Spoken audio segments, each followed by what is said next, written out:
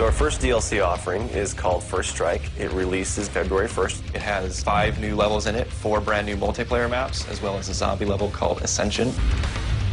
Kowloon is inspired by the single-player campaign level that was also set in Kowloon City, China, but the actual design and the layout and the geometry in the map is built from the ground up for MP. Kowloon is the only map that has zip lines, which will allow players to quickly get from point A to point B. The trade-off to that is that you're completely exposed while you're on the zip line. You can't use your weapon. It's going to get you to your location much faster, but there's also the risk that you're going to get shot. Discovery is an Antarctic research station that was a German outpost left over from World War II. The two sides of the map are divided by a deep chasm. You're always kind of fighting for control over that crossover from one side of the map to the other. My tips for Discovery is really just learning the layout of the map, understanding how that chasm can impact the flow of the gameplay, and always being conscious of the exposure that you have to long-range weapons. You might be on a snow bridge and somebody throws a grenade, which collapses the floor around you.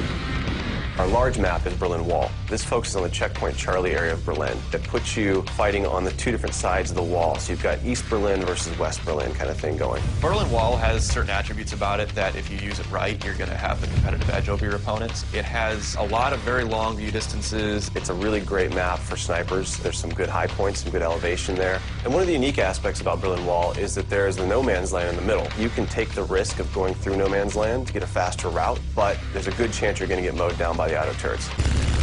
The stadium's one of my favorite maps. I am a run-and-gunner, so I tend to like that map. It's going to provide those close-quarter players tight adrenaline, action-packed experience. So never underestimate the value of tactical insertion, and always be checking your corners, and realize that these engagement distances are going to be really small, so use that to your advantage. I think it's going to cater to a lot of the players who just like the frenetic style of gameplay that Call of Duty has to offer.